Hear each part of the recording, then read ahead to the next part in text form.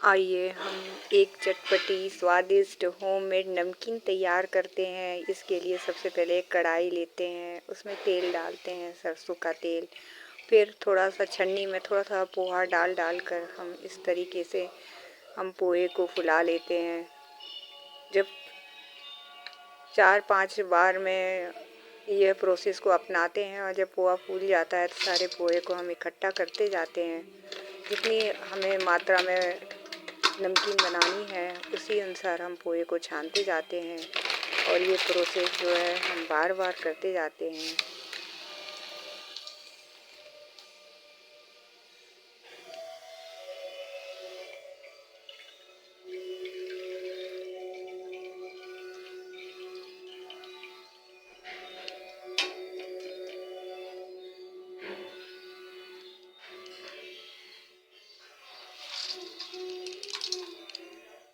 अब पोहा जब छान लेते हैं उसके बाद मेरे पास आलू के सेव रखे हुए थे, वो मैंने पहले ही गर्मी में बना के रखे थे। उन आलू के सेव को सूखे हुए रहते हैं, उन्हें तेल में डाल देते हैं और जब वो तल जाते हैं तो फिर उन्हें भी हम तल के अलग निकाल लेते हैं। फिर हम मूंगफली लेते हैं, मूंगफली को भी तेल में तल लेते हैं जब तक कि वो सौंधी सौंधी खुशबू नहीं आ जाए, वो फटने सी नहीं लग जाए।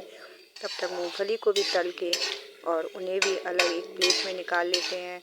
कुछ मैंने भुने हुए चने ले लिए थे, उनको मैंने ड्राई रोस्ट कर दिया था और ड्राई रोस्ट करने के बाद उनके छिलके भी मैंने उतार के उन्हें अलग एक कटोरी में निकाल लिए हैं। मूंगफली सिक जाए तो उन्हें हम अलग कटोरी में निकाल लेते हैं। अब करी पत्ता डाल देते हैं उसी तेल में और करी पत्ता को मैंने धो के और पहले से ही 2 घंटे पहले उसे छन्नी में रख दिया था, जिससे सारा उसका पानी निकल गया। अब तेल में हम जब तक उसे भूनते हैं जब तक कि प्रत्येक करी पत्ता जो है एक एक पत्ता जो है वो कुरकुरा ना हो जाए, जिससे हाथ से तोड़ के देखेंगे कि वो टूट जाए। इस तरीके से करी पत्ते को भी हम भून लेते हैं और जब वो कुरकुरा हो जाए तो उसे एक अलग प्लेट में निकाल लेते हैं।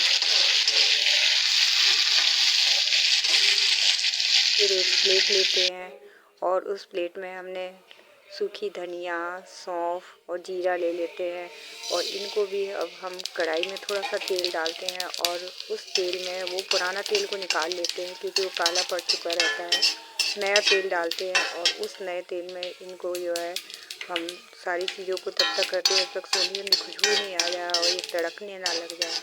जब ये तीनों चीज़ें तड़कने लग जाती हैं, इनकी खुशबू आ जाती है तो इन्हें एक तरफ कढ़ाई में रख देते हैं और 6 से 7 हरी मिर्च को धोकर काट लेते हैं और हरी मिर्च को धो के फिर इस तेल में उन्हें भूंज लेते हैं। हरी मिर्च तो नमकीन में बहुत ही अच्छी लगती है, ऐसा लगता है कि खाते ही जाओ। उसका स्वाद बहुत ही अच्छा लगता है। कुरकुरी होने तक हरी मिर्च को भी हम भूंज लेते हैं।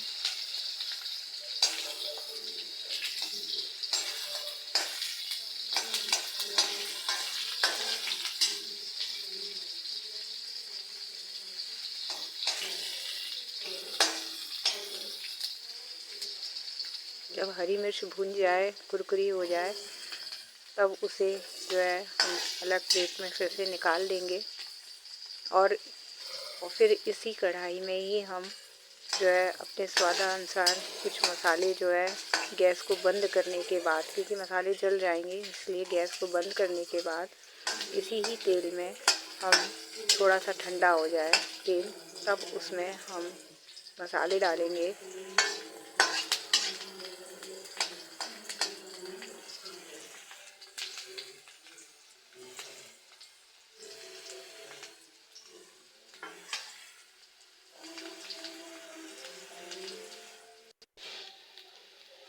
उसमें हम डालते हैं थोड़ी सी हल्दी ले लेते हैं, मिर्ची ले लेते हैं और अमचूर पाउडर ले लेते हैं। इन तीनों मसाले को हम इस तेल में छोड़ देते हैं और सभी को मिक्स कर लेते हैं।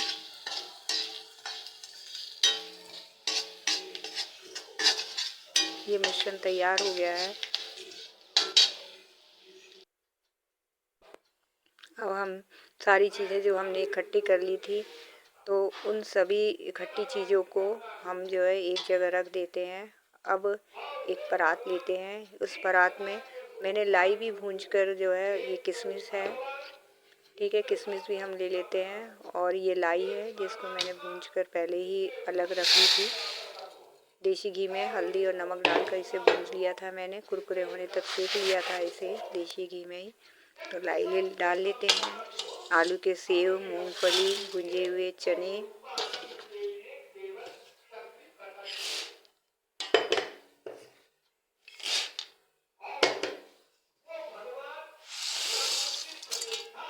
और जो हमने पोहा तला था वो पोहा डाल देते हैं, करी पत्ता डाल देते हैं, जो मसाले हमने जो भूंजे थे वो मसाले वो सारे डाल देते हैं, और स्वादानुसार जो है नमक डाल देते हैं।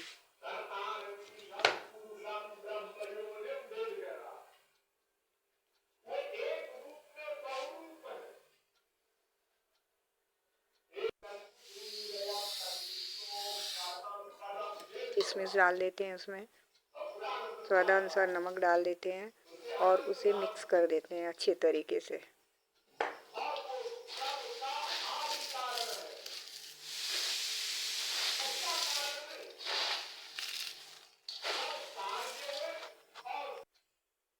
मिक्स करने के बाद उसमें थोड़ा सा बूरा भी मिला देते हैं, क्योंकि बूरा डालने से बहुत ही अलग टेस्ट होता है, खट्टा, मीठा, तीखा तीनों का ही स्वाद आता है। इसमें आप चाहें तो आप मखाने भी डाल सकते हैं रोस्ट करके, नारियल, काजू, बादाम सब चीज़ डाल सकते हैं, लेकिन ये सब चीज़ें मैंने नहीं डाली है, क्योंकि मैं डेली में ही जब भी भूख लगे तो अपना एक प्लेट लिया और उठा के खा लिया। इतना स्वादिष्ट ये नाश्ता तैयार हो जाता है, कम तेल में बनता है, हेल्दी होता है। आप भी ज़रूर इसको ट्राई कीजिए और बनाइए और आनंद लीजिए। इस बढ़िया चटपटे नाश्ते का डब्बा भर के आप रख लीजिए। कभी भी कोई आए या आप कभी जब भी मन करे तो बाज़ार की नमकीन खाने के अलावा ये नमकीन भी आप ट्राई कर सकते हैं। Thank you.